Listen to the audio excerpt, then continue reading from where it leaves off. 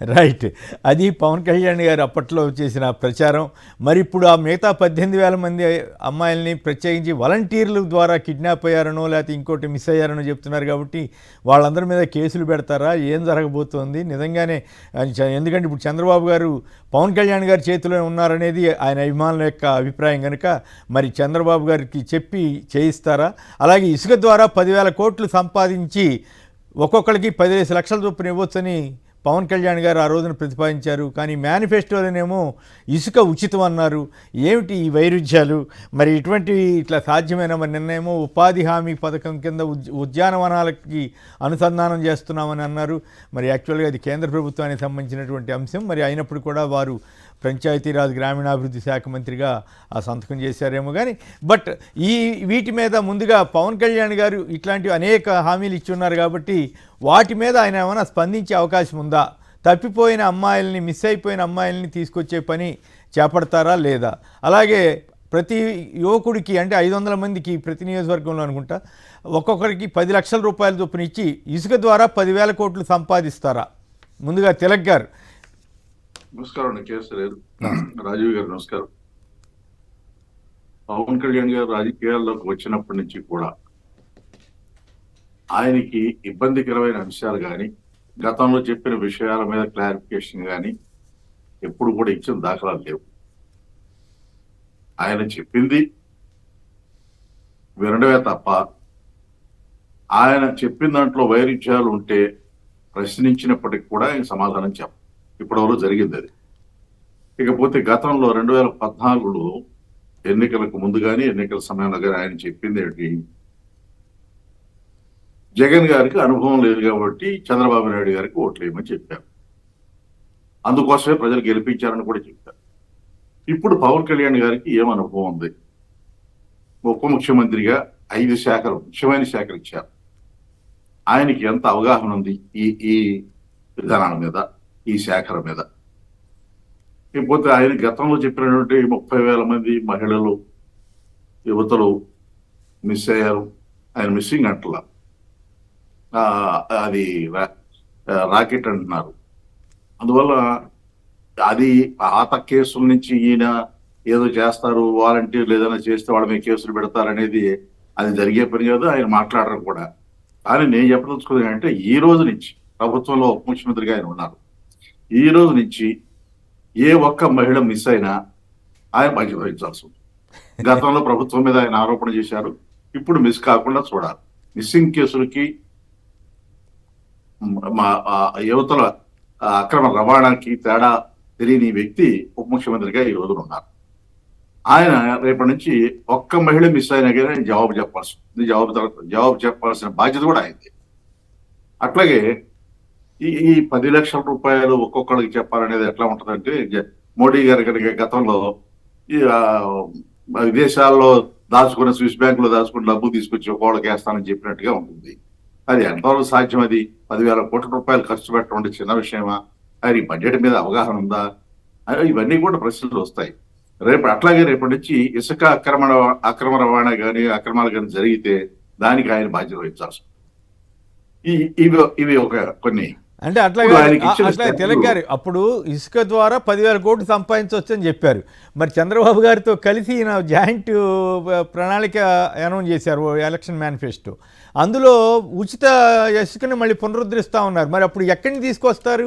ఈ 10 లక్షలు అన్నది హుష్కాకేనా, ఉత్తి వాగ్దానమేనా? అది పవన్ కళ్యాణ్ గారికి అవగాహన ఉంటే 2014 నుంచి 19 వరకు ఇసుక ఉచితం అని చెప్పేసి ఎంత దోచేశారో, ఎన్ని అక్రమ రవాణాలు జరిగినాయో ఆయనకు అవగాహన ఉంటే అలా మాట్లాడేవారు కాదు.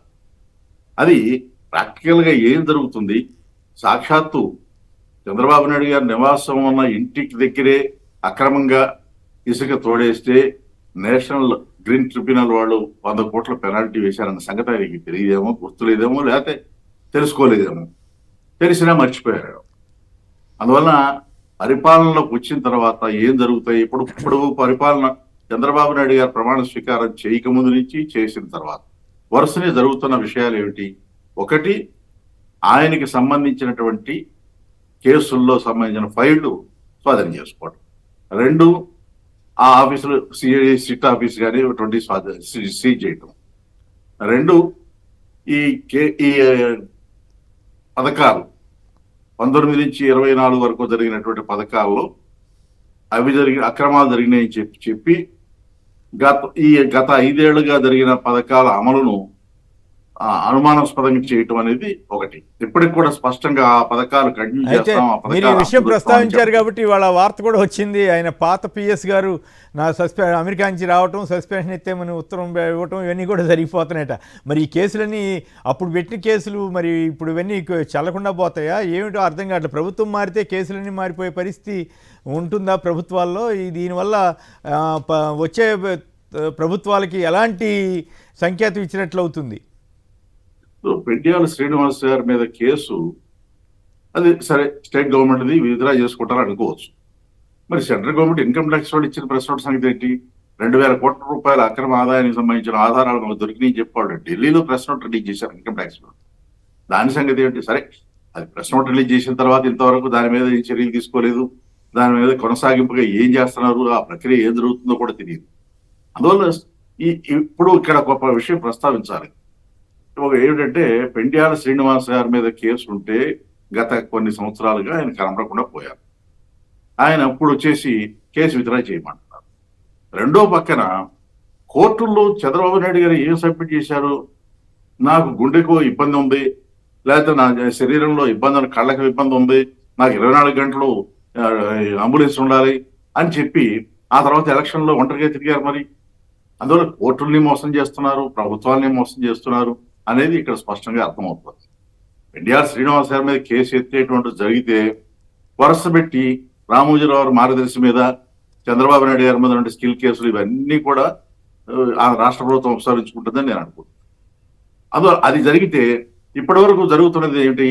ఆయన మీద కేసులు విత్డ్రా చేయటం, 2014 నుంచి 19 నుంచి 24 వరకు అధికారంలో ఉన్న వాళ్ళ మీద కేసులు పెట్టడం, 3 ఈ పథకాల్లో లొసుగులు ఉన్నాయని చెప్పేసి ప్రచారం చేసి ఆ పథకాల అమలును ప్రశ్నార్థకం చేయడం, దానివల్ల ఈ హామీలు అమలు చేయలేదనే అపవాదం రాకుండా ఉంటుంది. ముందు చూడండి మీరు వరుసనే ఆయన వైద్య ఆరోగ్య శాఖ మంత్రి ఇప్పటి వరకు 3 సార్లు మాట్లాడారు. 3 సార్లు కూడా ఆయన ఆరోగ్యశ్రీలో ఒకరిని అంటున్నారు తప్ప దాన్ని పటిష్టంగా అమలు చేస్తామనే మాట రావట్లేదు. అంటే ఇదే కార్యక్రమం అన్నమాట. ఇక అట్లాగే నాదెండ్ల మనోహర్ గారు ఆయన ఛార్జ్ తీసుకోగానే ఆయన నియోజకవర్గానికి వేరే చోటుకి వెళ్ళా, కనీసం తన శాఖలో బాధ్యతలు తీసుకుని అధికారులతో రివ్యూ మీటింగ్ కూడా పెట్టలా.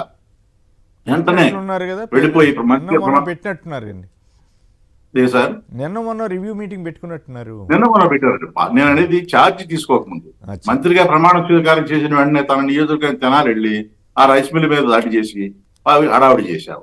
రాష్ట్ర వ్యాప్తంగా ఈ రేషన్ పంపిణీ ఆపేయమన్నారు. ఇది ఒక తమాషా. అట్లాగే సత్యకుమార్ గారు మాట్లాడారు.